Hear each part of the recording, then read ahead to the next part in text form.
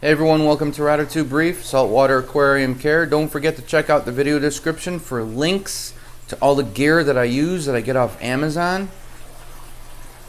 And also a link to the Facebook group if you have questions or want to show photos or video of your aquarium. You can post them if you need help. There's always tons of people willing to help. Really nice community with great people. Special shout out to all the moderators who have been doing a killer job. There's no jerks allowed.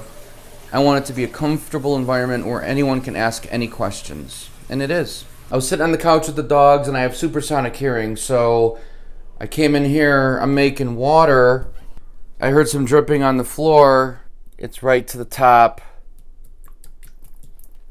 It was flowing over. And you know why? Because my float valve broke. It's drilled in right there on the side. And I'm like, well, you know, I'll just check it in an hour. An hour never happened. That was like 4 hours ago. Man, can you imagine if I left the house? So we're in the basement right underneath where the laundry room is. And I'm not seeing any wet spot or anything. I remember one time before I got the float valve, I did forget about it. After about 20 minutes, it looked like a mini waterfall coming down right about here. You gotta get one of these if you make your own water.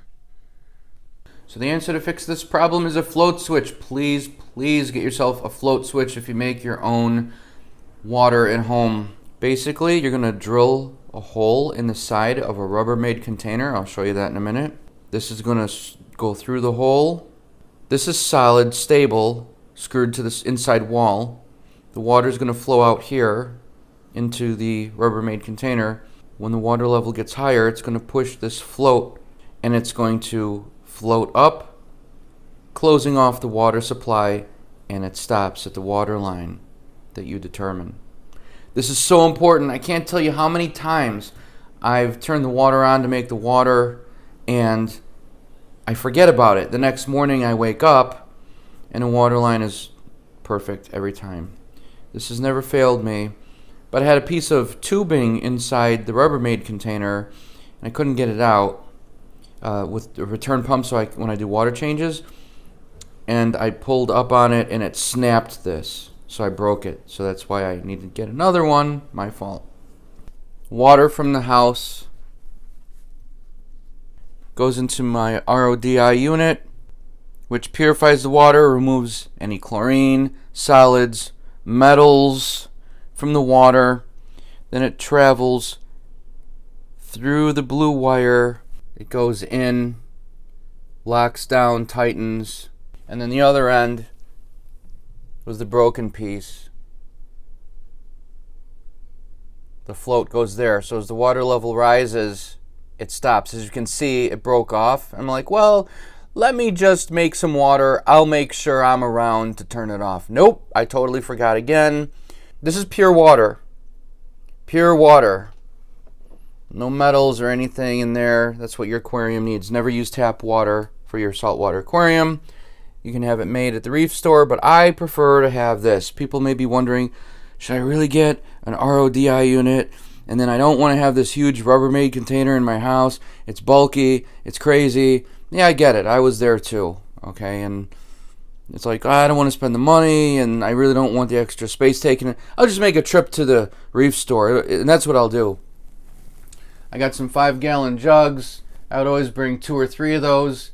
When I would do a water change, I'd have to get ready, go to the REEF store, get 10 gallons of salt water plus a 5-gallon jug of fresh water to top it off with as it evaporated off my tank.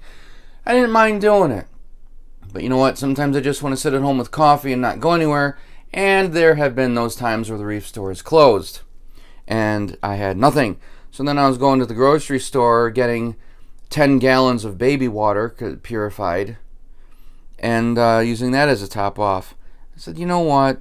Spending the money on an RODI unit is so worth it, and it really is. I always have fresh water anytime I need it. Here's my top-off system. I'll keep a little gallon jug and I just submerge it and walk it over to the tank and I fill up the water as it evaporates. I do it once a day. One of those once a day. If I miss a day, I do too. No big deal.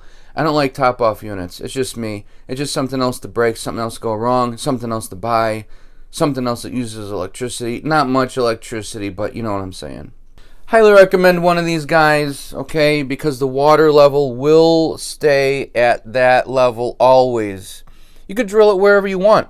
So I filled it with 11 gallons of water, and then I marked with a Sharpie where the water line was, so I knew that's where I needed to drill. And then once the water line went down, I drilled through it, put it in there, so I knew I was getting 11 gallons of water. I did an extra gallon just to allow for the bottom of this thing where the pump is right there. When I pump the water in, it doesn't quite reach the very bottom when there's a big groove, so there's probably like a quarter of a gallon. This is always filled with fresh water, by the way. When I do a water change, I'll put the salt in here, and I've got the power head in there that you just saw. I'm sorry, the pump, and it's connected to that tube. That's the tube, by the way, that I pulled and I snapped the float switch. And then I turn on the power head or the pump, and it cycles the salt through, and I've got salt water. Then I just disconnect this, I unscrew it, and I wheel this into the area to do the water change. I pump 10 gallons salt water out, and I pump 10 gallons of the fresh in salt water.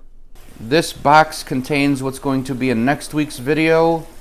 I'm going to unbox the 5-gallon aquarium that I got. That's going to be used for a coral quarantine tank.